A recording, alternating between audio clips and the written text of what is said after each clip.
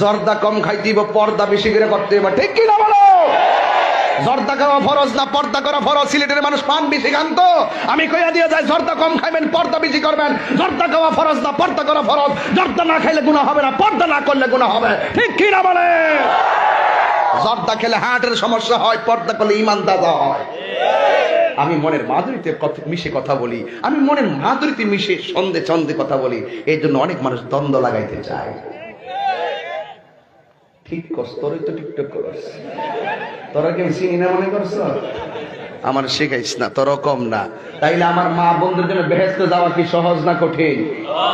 কয়টা কাজ লাগবে? 1 5 ওয়াক্ত নামাজ, 2 রমজানের রোজা, 3 সতীত্ব রক্ষা, 4 নম্বর স্বামীর খেদমত। জোরে কোন সুবহানাল্লাহ।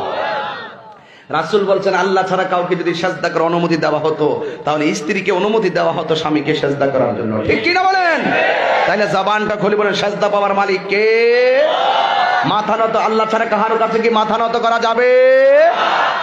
এই জন্য আমার নবী, আপনার নবী রহমাতুল লিল আলামিন দুজক দেখলেন, দেখার পরে আমার নবী দেখলেন একদল মহিলাদেরকে মাথার চুলগুলা গাছে বেঁধে পা গুলা নিচে ঝুলাইয়া রাখা হয়েছে। আমার নবী জিজ্ঞাসা করে আল্লাহ, এই সমস্ত মহিলাগুলাকে? এই সমস্ত মহিলাগুলো হলো সেই সমস্ত মহিলা যারা দুনিয়ার ভিতরে স্বামীর অনুমতি ছাড়া ডানে বামে চলতো। যারা যেই সমস্ত মহিলা, সেই সমস্ত মহিলা যে মহিলাগুলা বেপরদায় চলাফেরা করতো, তাদের শাস্তির স্বরূপ আপনার সামনে উন্মোচন করে দেওয়া হচ্ছে। এরপরে আমার নবী সিদরাতুল মুনতাহায় আসলেন। সিদরাতুল মুনতাহায় আসার পরে জিবরাইল আলাইহিস সালাম নবীরে ডাক দিয়া কে ইয়া রাসূলুল্লাহ, আমি একটু সামনেও যাইতে পারবো না। ইয়া রাসূলুল্লাহ, নবী গো,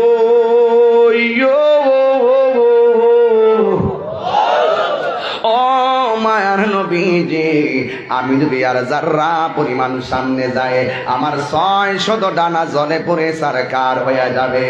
এখন আমার নবী ডাক দিয়ে কই, জিবরাইল তুমি যদি না যাও, ইয়া জিবরাইল হাল্লাকা মিন হাজাতিন ইলা রাব্বিকা, ও জিবরাইল তুমি যদি না যাও, তাইলে আমি আল্লাহর কাছে যাইতেছি, আমি আল্লাহর কাছ থেকে তোমার জন্য কিছু আনতে হবে।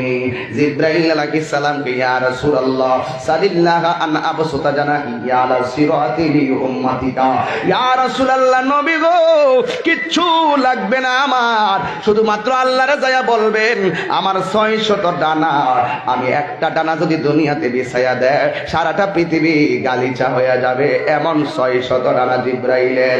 একটা ডানা দুনিয়ায় বিছাইলে যদি বিছানা হয়ে যায়, তাইলে 600 ডানা কত বড় ডানা রে বাবা।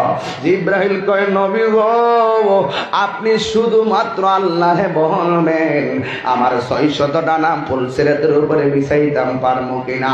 আল্লাহর হাবিব ডাক দিয়ে কি, জিবরাইল এই 600 ডানা ফুলসিরাতে বিছাইবা তার কারণ কি? জিবরাইল আলাইহিস সালাম বলে, ইয়া রাসূলুল্লাহ, আমার জীবনে আপনার চক্ষু মুবারকে যত পানি ঝরতে দেখেছি, ইয়া রাসূলুল্লাহ, জীবনে গুহায় গুহায় ঘরে ঘরে নামাজের সেজদায় আপনি পয়রা পয়রা উম্মতের জন্য কেঁদেছেন। আমি জিবরাইল আপনার চক্ষু মুবারকে উম্মতের জন্য যত পানি মুবারক ঝরতে দেখেছি, অন্য পৃথিবীর কেউ দেখে নাই। আমার 600 ডানা ফুলসিরাতে বিছাইতাম চাই একটা মাত্র কারণ, আপনার উম্মত গুলারে যেন 20 দিন মতন জান্নাতে ঢোকাইয়া দিতে পারি। আর জোরে জোরে কোন আল্লাহু আকবার। এই জন্য যুবক জিবরাইল কই, সাল্লাল্লাহু আনবুসুতা জানা ইয়াল সিরাতি লি উম্মতিকা, ও নবী গো, আমার 600 ডানা আমি বিছাইতাম চাই একমাত্র আপনার উম্মতের জন্য। জোরে জোরে কোন আল্লাহু আকবার। কখনো তোমাকে যদি ভুলি, হেদায়েতের আলো জেলে নিয় কাছে তুলি। দুটা হাত তুললে নবী খুশি হবে, আল্লাহ খুশি হতে পারে।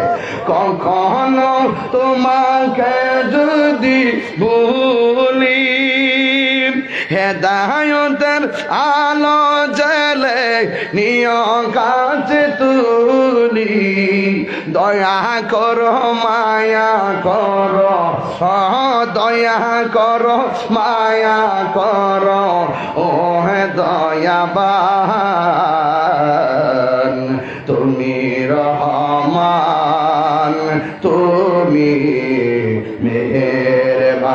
সবাই কইলে কি গুণ হইব? তুমি রহমান, তুমি মেহেরবান, অন্ধ গাহে না শুধু তোমার গুণগান, বোঝে বোঝে না তব শান, তুমি রহমান, তুমি মেহেরবান। আল্লাহু আকবার। জনম জনম যদি গাহি তোমার মহিমা গাওয়া শেষে হবে নাহি, ঠিক না? জনম জনম যদি গাহি তোমার মহিমা গাওয়া শেষে হবে নাহি, দয়া করো মায়া করো, ও হে দয়াবান, তুমি রহমান, তুমি মেহেরবান, তুমি রহমান।